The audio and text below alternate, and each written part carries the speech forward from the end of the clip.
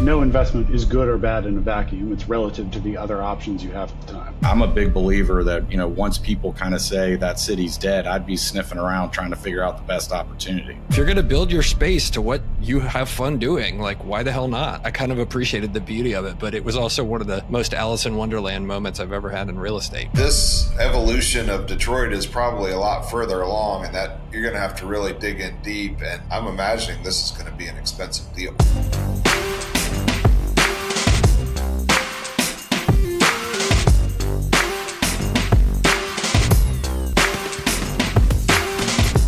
Welcome to this week's episode of Real Estate Anonymous. We are going to be taking you to the great American city, aka the Motor City of Detroit. We are going to touch on a variety of topics here, but Eeyore is going to be a character here. We're going to be talking about a lot of personal hygiene, which would include toothpaste and big showers. And we will also be introducing a new prop, which a teaser here is that, and we're got to make sure that the night moves are working here for Bob Seger in downtown Detroit. But hope you guys enjoy.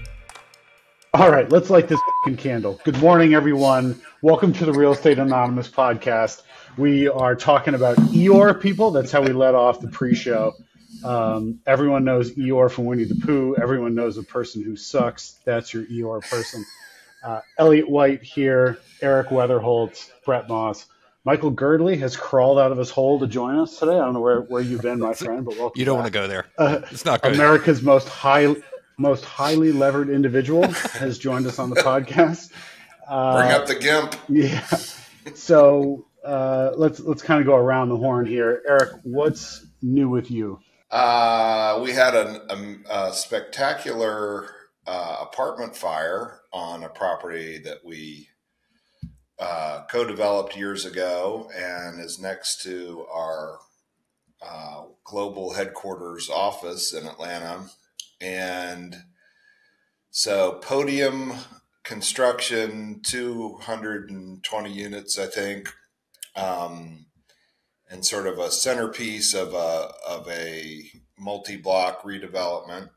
And on the roof, they apparently, some residents decided to have a party, an unapproved party, and it's a rooftop that's used for such things, but this particular party was not approved. They put 100 people on the roof and decided they'd have a cookout, and the gas grill apparently wasn't working. So they took it upon themselves to put charcoal in the gas grill and had a spectacular ending to it.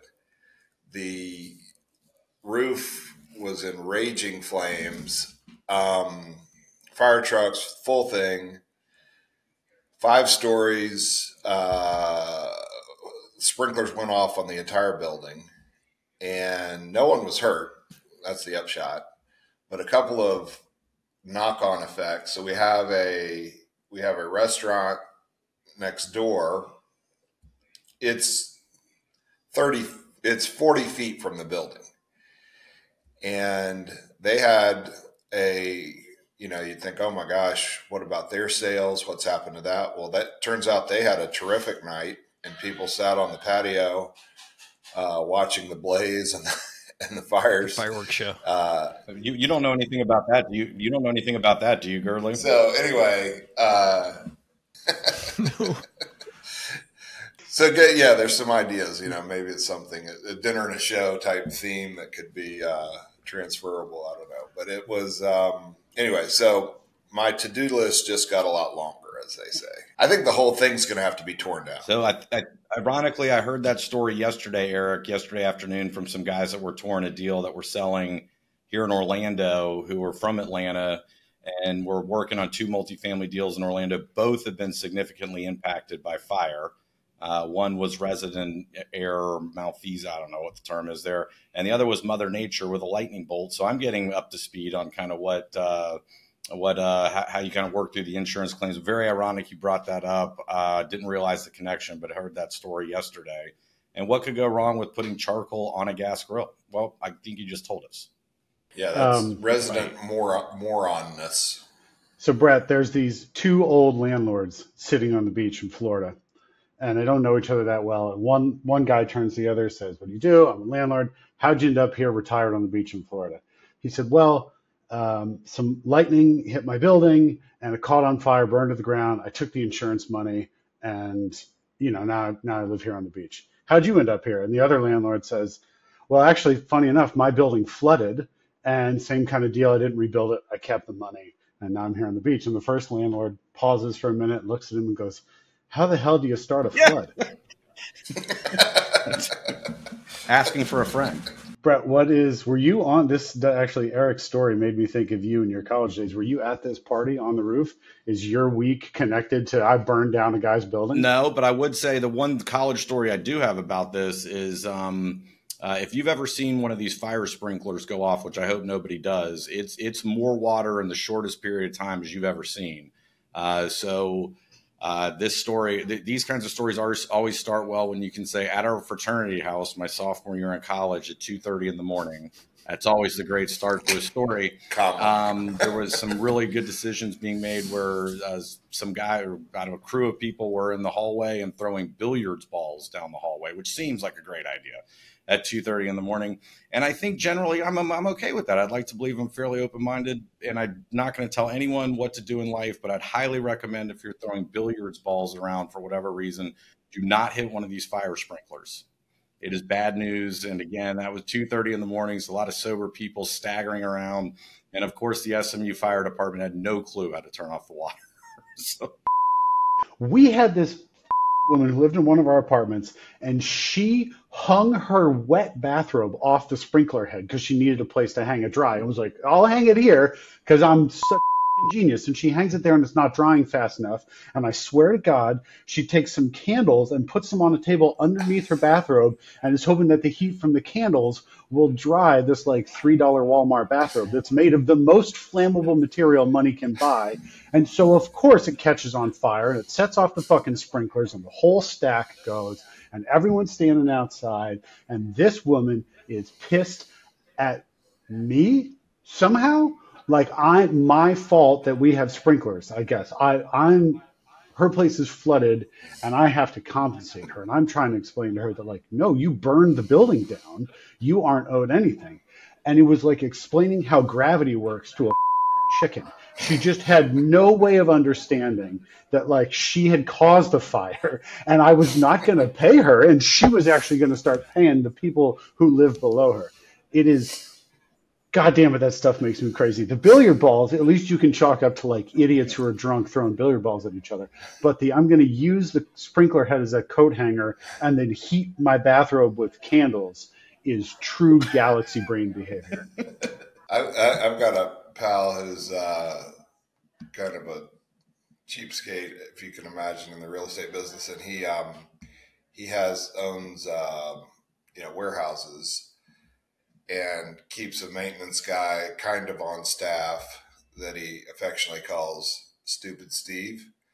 And so whenever he's got to get something fixed for cheap, he'll call in Stupid Steve. And at one of the buildings was they're trying to get it ready for a new tenant.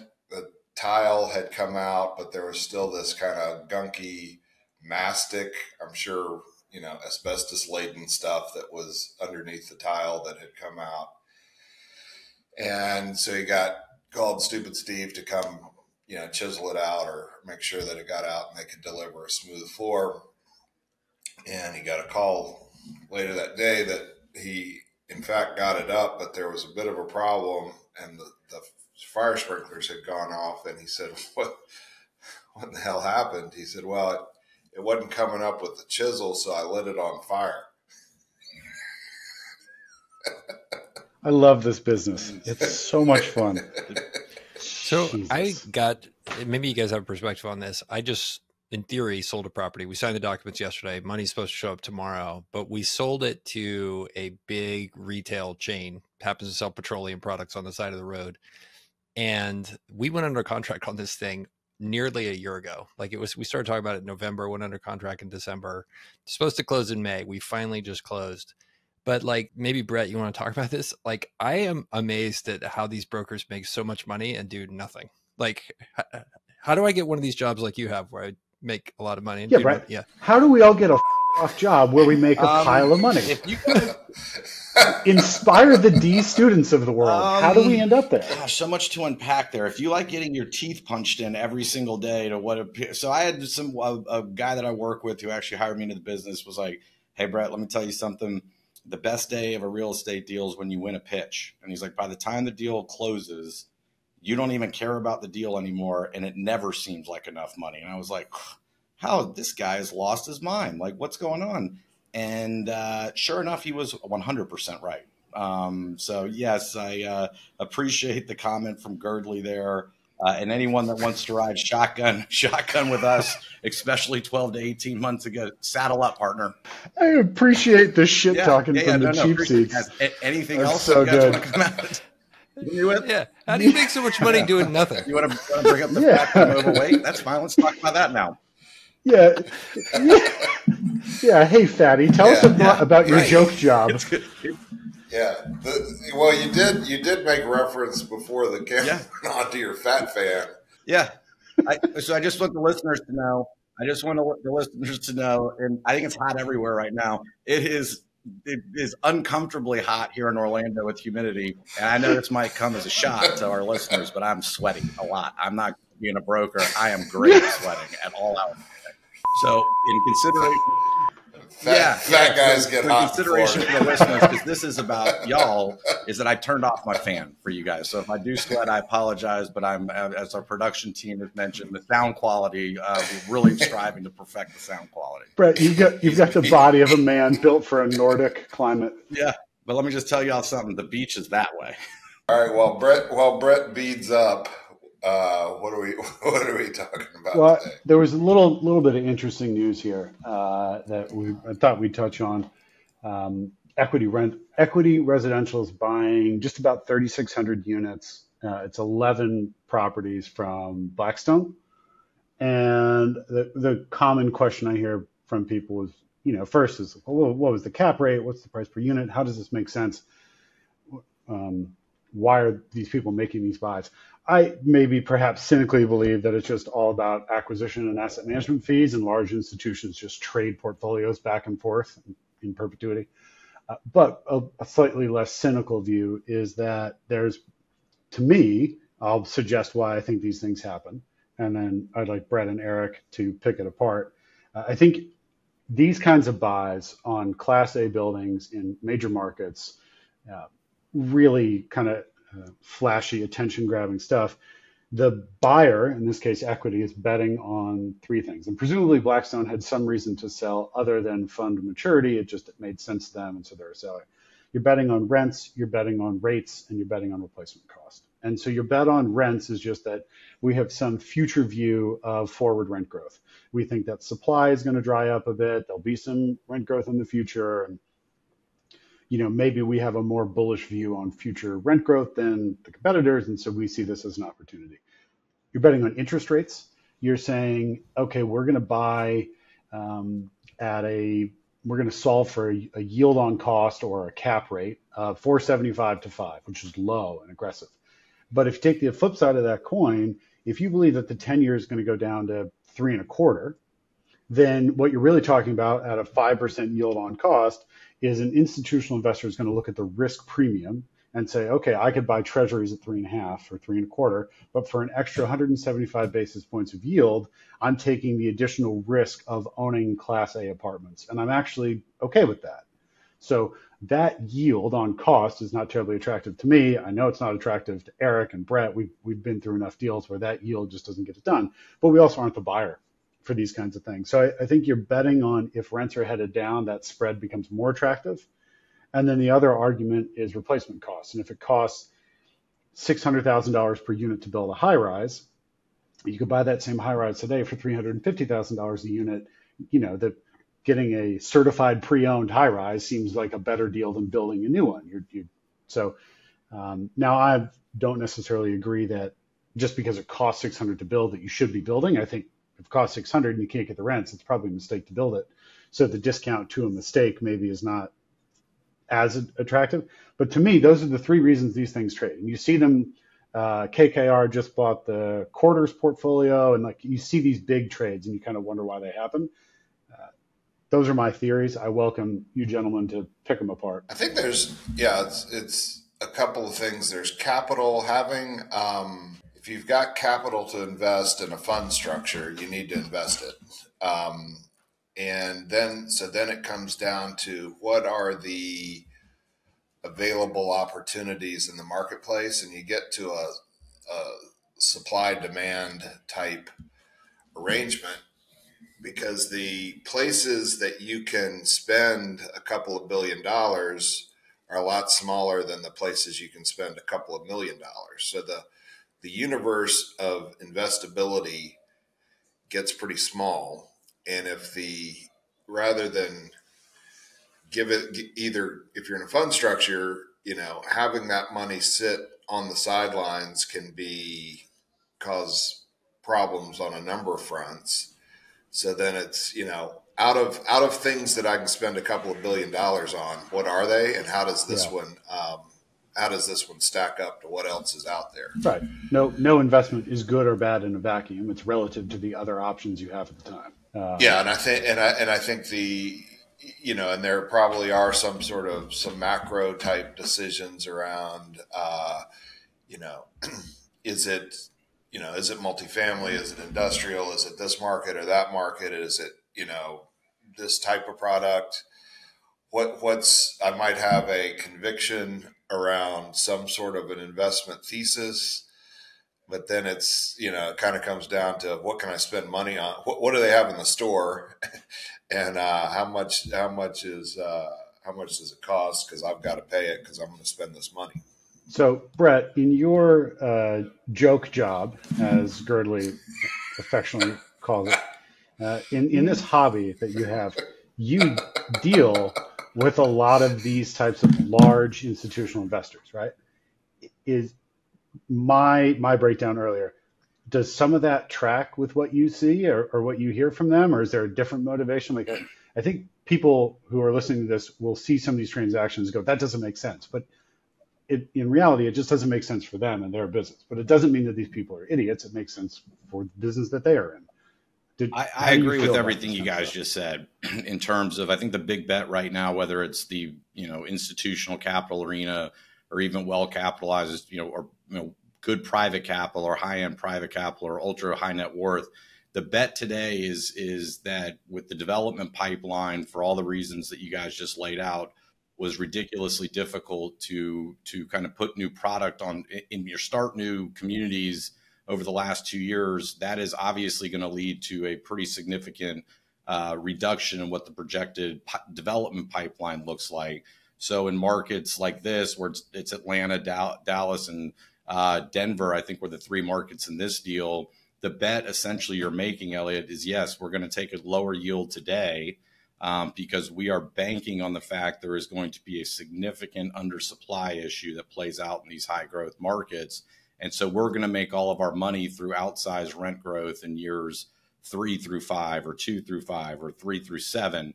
So I think the acquisition game has certainly turned more into kind of a development game, Elliot, which you are, or a development investment approach. Whereas, hey, we're gonna buy this deal at 5 cap, which is a lot lower cap rate than we were seeing even 6 months ago, and we're going to kind of see no rent growth or no value appreciation in the short term. But we are going to grow our going in cap rate from a 5 to a 6.5 or 7 based on rent growth, interest rates, kind of all that stuff. And, that 150 to 200 basis point spread is the bet that people are making. I think replacement cost is important, Elliot, as you alluded to. But the folks that are involved in these big boy transactions, for lack of a better term, are not dumb. And I would say that, and those of us in the real estate business, I mean, when people talk about we might be going into a recession soon, I'm like, man, in the real estate business, we've been in a recession since April of 2022. Like, I don't know what y'all are talking about. Yeah, welcome. Right. Like, get in. The water's up. Like, yeah. Yeah, right. I don't know if the interest rates do matter, but what I think is generally playing out at this point is I think we all agree there's going to be some pain that comes here, and I think the employment story is getting unpacked in a little bit more detail where it's not as rosy as we thought, right? And so there's going to be big winners and losers. I don't think this is a massive recession, but you got to like the bet in residential rental real estate during a tough time. And I do think for sale home volume is going to be down this year. By how much, I don't know. But, during these tumultuous times, I think residential rental real estate is about as safe a bet as you can make. And maybe that's just the dumb broker in me, but I do have conviction around that statement. So, and I would tell people that two things can exist and be true at the exact same time. One, a lot of people buy real estate because they can make improvements to it and they can control and increase that yield, or at least they believe that to be true. And that's the reason they make the investment. And so rents, interest rates, future rent growth, interest rates, replacement growth, those are three things you cannot control, right? And so a lot of real estate investors think, well, I'm just betting on a bunch of stuff I can't control. I don't really want to do that. That doesn't make it a good real estate investment. But that is effectively the bet that a lot of people make when you're investing in the stock market, is you're betting on what you believe to be true about a macro trend, even though you can't, like nothing I can do can impact the performance of Apple. But if I had this longer view of Apple, whatever. So it doesn't mean that these people are wrong. They're saying we sort of skate where the puck is going. We believe this will play out this way, and we are applying that lens to multifamily real estate. So that's why we're making these buy. And I also think there's investing and investment management are two separate businesses. So a lot of these decisions are not pure investments. And if you look at the folks that are making these bets, this is not something that they would necessarily be doing with their personal account, for example, but more related to, if you're in the fund business, it's scaling asset management fees and creating a set of multiple funds that produce these recurring fees based on assets under management. And so that's the business. If you're running a REIT, it's about salaries and stock price and how you and performance against peers. Yep. So the way that you would, if you're in either one of those seats, the way that you would think about investing in a property can be a whole lot different than an individual investor might think about, investing in an individual property. The merits of the thing, there's different things that would drive that decision, and they're just always sort of important to remember that it's a different business than investing in actual direct investing in properties. Yep. And I think, Elliot, to go back to your comment, there's one group involved in this with kind of the speculative bet that you were making, which was Sam Zell with Equity Residential exited a lot of markets in 2017 and 18, I want to say, and kind of said, we're shifting more of our investment focus or allocating more dollars to the office sector. And I think they sold a big portfolio to Starwood. So Barry Sternlicht was basically saying, I'm going all in on residential real estate. So that was two very well-known real estate folks. very accomplished individuals, run great firms, in my opinion. But one of them was right and one of them was wrong. The outcome there was fairly binary. A noob question here for deals of this size. So the seller, it looks like the seller had 4 different investment banks supporting them in the sales process for $1 billion portfolio. I was just gonna say that, Gurley. There was a lot of people with their hands out at the end of that closing. Why do you guys know where that is? It seems crazy to me. As a buyer, I would understand you need to put together a syndicate for bonds or whatever, but like why do they need 4 investment banks to learn to sell the deal? Like what's going on? Yeah, they don't that's the short answer. It's also just, you have a large transaction. A large transaction allows you to take care of certain relationships. And so you bring in a couple of different folks. Maybe those banks missed out on the last deal and managing directors feeling like we owe them a taste on this one. I don't know. It does not require that many parties to sell 11 apartments. Brett has sold 11 apartment buildings. right? I mean, you have sold that many in one transaction. So his job's so easy. It's not. It doesn't. His job's so easy. Yeah, He sold right. that Well, many we've already on the talked call. about We've closed 11 Well, we've been since we talking. started this podcast. The wires are coming in left and right. I'm just counting my money. Yeah. Brett's made $3 million in But commissions since we are started not. recording. And don't be confused. These are not sweaty Florida brokers that we're talking about. These are Ferragamo Ferragamo loafer brokers. What's that line in Seinfeld when George is panicking outside the office and Jerry goes, "Who are they?" And he goes, "They're men with jobs, Jerry." Now, to Girdley's question about the investment bankers, the only thing I can think of here is you're dealing with various arms of both of these groups that have publicly traded stocks, or they're publicly traded on the open market. So the only thing I can think of, or what I would assume here, is that this is from a regulatory compliance standpoint. We just closed our 12th. Are we ready to? So I'm up to $4 million on this call. Yeah, meters running. Oh, you should lean to the side. There's some money falling on you. Yeah, well, I can just show you all this one poster that I have above. I'm like that guy. Oh, you just bought that at auction for $14 million while we were talking. It's an original. It's an original. Stacks of cash. You're the Rick Ross of real estate. Yeah. All right, you boys want to talk about a deal in Detroit? That seems interesting. Well, the deal could be interesting. Also, I think where it is in Detroit, and we talked about Louisiana and New Orleans on this podcast a couple of weeks ago. I don't know why, but I think I'm now drifting towards American cities that something about them. They used to be great and they're incredible and they're gritty and they've been through a tough time and like, are they going to turn it around? Detroit's a really cool city.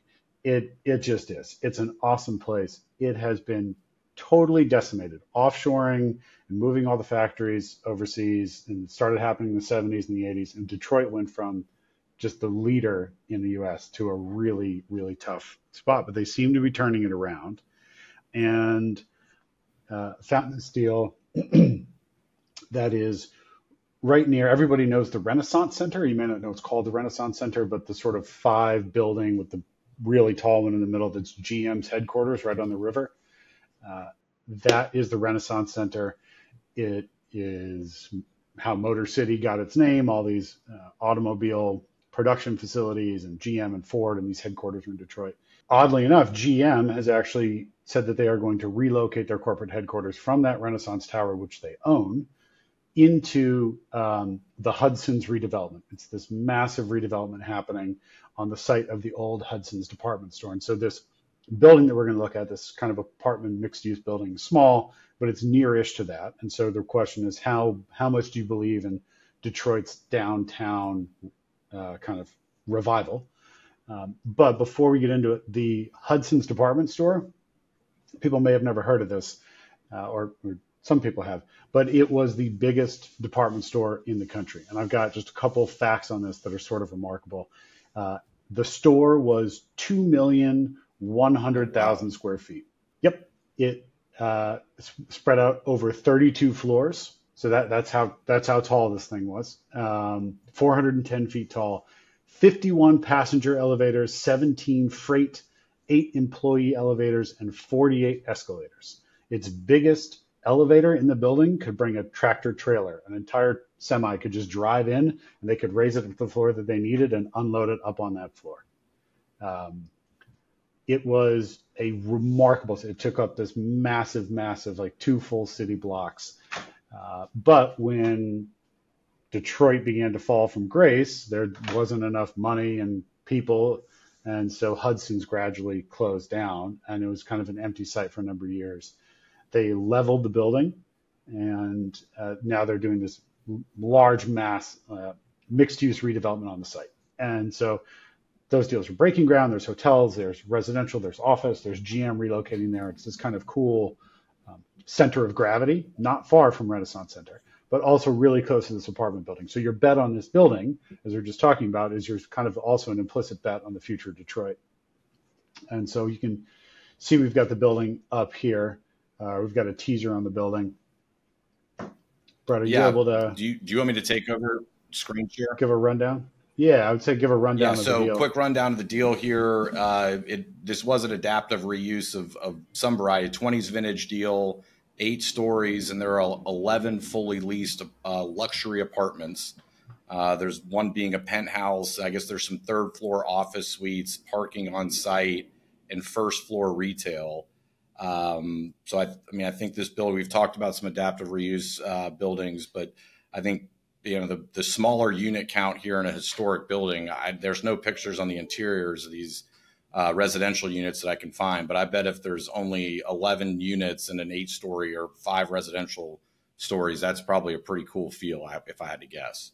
And I agree with the downtown or any city that people are saying is down for the count, which we talked about this on one of the first episodes with San Francisco. There was some talk out there, New York's dead. Like, these cities are all going to be fine. Now, I don't think Detroit's in the same ilk with New York or San Francisco per se, but I'm a big believer that, once people kind of say that city's dead, I'd be sniffing around trying to figure out the best opportunity. I think it's damn near un-American to root against Detroit. It's a great city. You want to root against Dayton or Toledo? Right. I'm in your corner. Those places are toilets. And one of the wild real estate stats I remember hearing was Detroit was having a tough time during the great financial crisis, and more and more automakers or auto factories were shutting down. And again, the city was dead, right? I mean, the former Detroit Lions stadium, the Pontiac Silverdome, I remember sold for $500,000, which you're going to buy a NFL arena for $500,000, which just means it's going to cost you a lot to tear that building down. So before I realized my bike wasn't working, I wanted to tell you my techno story about this. Detroit, if I could. So I think it ties to the deal. So there's a pocket here of downtown Detroit that I think, depending upon the exact location of where this fits into the rejuvenation, totally affects kind of the long-term prospect of this deal. Because you go a couple blocks the wrong way, stuff goes really bad. And I know this because I went the wrong way and I got picked up by an Uber driver who spent 20 minutes trying to convince me to come back for the world's largest techno festival, which evidently happens in Detroit each year.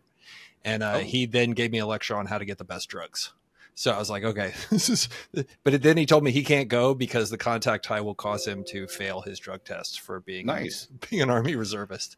So that's my Detroit thing. And so I think that comes as an added benefit with this building. You get the craziness. Hasn't Detroit suffered enough that they also have to deal with a bunch of people who love techno music?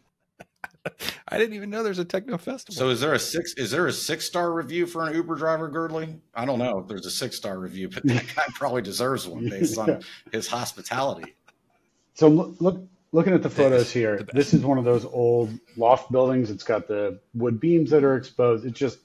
There's a lot of vibes in here. I think it's very cool. It looks like they've kind of refinished the floors and almost put this like epoxy on it. I think it's pretty slick. It does not appear to me that there's a ton of value add to be done here. I think you're just saying, okay, do I like this building? Do I believe in the rents kind of long term? And how can I deal with some of the office vacancy? Because you've got a mix here, right? You got some office, third floor office suites, first and second floor restaurant bar. So this is kind of one of these weird albatross deals that's got restaurants, office, residential. It's funky. This feels like the Eric Weatherholt special. Some garage parking. Assuming the yield is fair to reasonable, would you buy something like this? Would you buy this kind of building? And then would you buy in Detroit, given that it's near this big redevelopment? I agree with your sentiment about Detroit and, the aspirations of a broad-shouldered American city. There's a company called Bedrock Development that I've always kind of held up as making city-changing type projects. I don't know if they're involved with the Hudson's thing or not, but I'm sure either in it or all around it with making some really epic changes and taking on these old buildings with great histories and repositioning them, and it's admirable and would be great fun to take on that kind of thing. I think these out of favor markets, the good part about them, if you're buying in a sizzle market, you're paying for future rent growth that has not occurred, and so you're making a bet. If you're betting in Dallas, you're paying for rents in the future that are not on the books, and you're betting that you're going to receive some premium. In out of favor markets, some of these Rust Belt towns, and in these smaller markets, there's people. I know guys that are buying, apartment buildings in the Youngstowns of the world that trade at 13 caps, 14 caps, stuff like that, with the idea that those areas are rent growth is non-existent, and they'll actually likely be going on rent diets over time. So I think in out of favor markets, one would think the good part about it is you can you can pay prices that are based on in-place rents. And, if you were comfortable with the market, paying for what it is in place and you're getting today and getting a fat yield on that makes a lot of sense. I've got to believe that on something like this, that worm has maybe already turned, and this is not the kind of deal that you're buying at a, double-digit kind of cap rate. I think this sort of a stabilized property in a groovy building in a revitalizing, gentrifying Detroit is probably going to be pretty spendy. So, long answer to your question, I think this evolution of Detroit is probably a lot further along, and that you're going to have to really dig in deep, and I'm imagining this is going to be an expensive deal. I think you're right. I think it probably will be a little pricey. You're right about these guys, Bedrock, too. They do some very, very cool projects. And one of the things that I think is so neat about the work that they do, not only is the work beautiful, but they're working on these really historic, like they renovated the Cadillac Tower. So you're walking into this building that at one point was the headquarters for Cadillac. And now it's old and abandoned, but you're kind of reimagining that space in a way that I think would be a ton of fun. They've definitely done some cool stuff. Also, their slogan is pretty good. I'm going to pull it up here. We develop iconic cityscapes, make space for community, fearlessly invest in creativity, and magnify points of city pride. That's a very Detroit real estate brand. Well, and I would say with this deal size too, and kind of piggybacking off Eric's comment about, kind of the in vogue markets or gateway markets, or however we want to talk about those. You're competing with a lot more folks, whether, from a variety of capital sources, but based on this being an 11-unit deal and being in Detroit, you're not competing with Equity Residential or Blackstone here, or the folks with the lowest cost of capital. So I'd say this is a private buyer, but you're not competing with the folks that are borrowing money on the bond market, which gives those groups a pretty significant advantage over folks that are just borrowing money from a bank or one of the Freddie Mac or Fannie Mae. I think these kind of buildings too, I don't know, just, personally having something of, this is a building of substance, and there's something that as a private owner just feels better about this kind of a building rather than, some of this sort of new disposable stick built stuff that trades. And I think there's a point of pride in owning a property like this that has durability to it, not just physically, but in terms of having something that's with that history has some gravitas to it, which to me is worth something. Yeah, it's a cool looking space. So the listing really, it highlights the fully leased residential part, but they don't talk much about the office and the retail. And then when I look at the street pictures, the retail does not appear to be doing much of anything other than looking vacant. Yeah, I don't know. I think you talked about Elliot. It's like, what do we do? Are they going to price? Are they going to price this in a way that they're going to assume you're going to have to assume you're going to eventually lease those spaces and get some revenue from what looks like probably two pretty challenged things to offer in a market. Apparently, also when the building is just totally surrounded by surface parking lots, not much going on. So I guess that's we talked about why Equity bought Blackstone's portfolio and their future view of rent growth.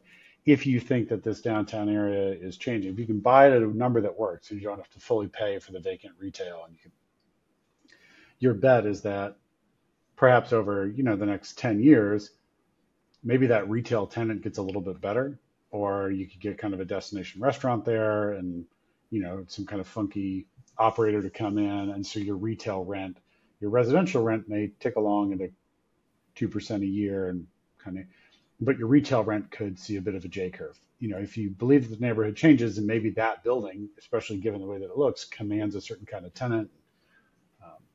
Yeah, that's really going to be the trick. I don't know what this is priced at.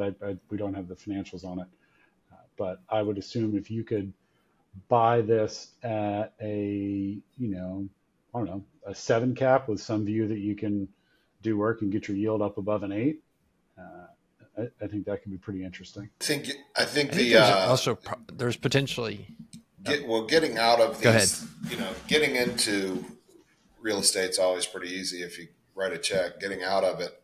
Well, because you have to hire a broker to get out of it oftentimes, which has just been a problem as we've unpacked in detail on this call or on this episode. See, it all comes back around. But if you are trying to, if you're saying, whenever you're buying, it's like, okay, who am I going to sell this thing to? Who's the buyer? How am I getting out of this? And so small limits, it's not an institutional sale. And then there's this complexity that comes with mixed use that really limits the buyer pool. You take a typical buyer pool of, let's just say, either residential or retail, and then the Venn diagram of people that will buy both residential, retail, and office becomes really small. So, and then you take and overlay that residential, retail, office, and Detroit, and you've got a pretty small potential group to be selling to. So that's of some meaningful consideration. Exit strategies. That sounds like a very responsible investment thesis there, Eric, to be concerned about that. What we lost sight of that with some of the transactions from 2021 and early 2022. I would like you guys to, I have these pulled up on CoStar. You've got 1-bedroom units that are 928 square feet. You have 2-bedroom units that are big. They're 1,400 square feet. Presumably those might be the penthouse units, but even a 928 1-bed is a good size unit. What do you think the 1-bedrooms are renting for? We'll go to Brett first on the ones. You're the next contestant on Guess the Rents. I would guess the 1-bedroom is $1,500. That's strong. $2,186. That's strong. Strong. Eric, you want to take a wager on the 2-beds? Well, let's just go straight to $3,000. Why not? Yeah, $3,095. Yeah, those are good rents. If they feel like good rents, I would have guessed lower if I hadn't seen this. I would have been probably where you are, Brett. Well, I'm not going first next time, Elliot. I'm asking you next time. There's something that's actually redeeming about that the fact that they're getting those types of rents actually makes me think. Usually I'm looking for a discount, but in this one, having that they are in fact able to convince whatever it is, 15 people to pay them those kind of rents in Detroit, sort of speaks to some underlying quality of the property. I agree.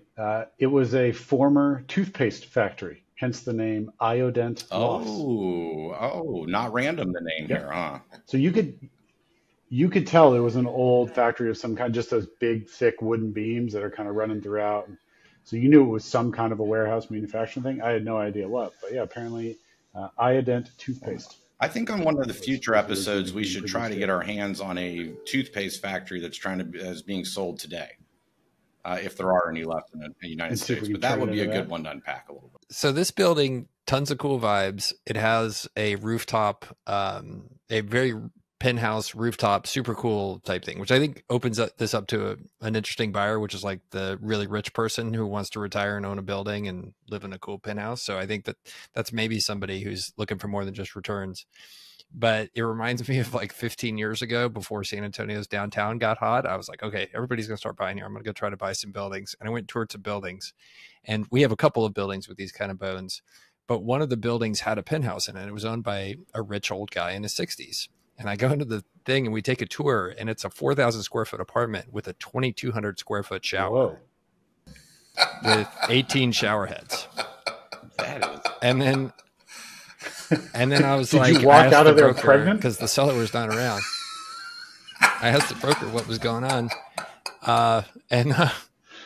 And the dude, and I was like, well, who owns this? And like, I start looking around, and the furniture, there's like a lot of like faux tiger skins on the ground, like some, like big pianos with, just stuff that's just like very there. And I was like, who owns this? And, they didn't tell me the name. I was like, what do they do? Oh, antique dealer. Do they have family? No. Yep. So evidently some cool parties happened up there, and it's not the type of parties that I would go to, but that's why they had a 2,200 square foot shower with 18 shower heads. Fantastic. And it was one of the craziest things I've ever seen. It was one of the, if you're going to build your space to what you have fun doing, like, why the hell not? Like, I kind of appreciated the beauty of it, but it was also one of the most Alice in Wonderland moments I've ever had in real estate, was going into this building. Then I left. There is, I've been into a couple of those in different places, but there is sort of this subset of the, lecherous old guy that owns real estate and is somehow converted into these. Maybe that could be an expansion opportunity here. Some sort of Detroit sex den that repositions the building.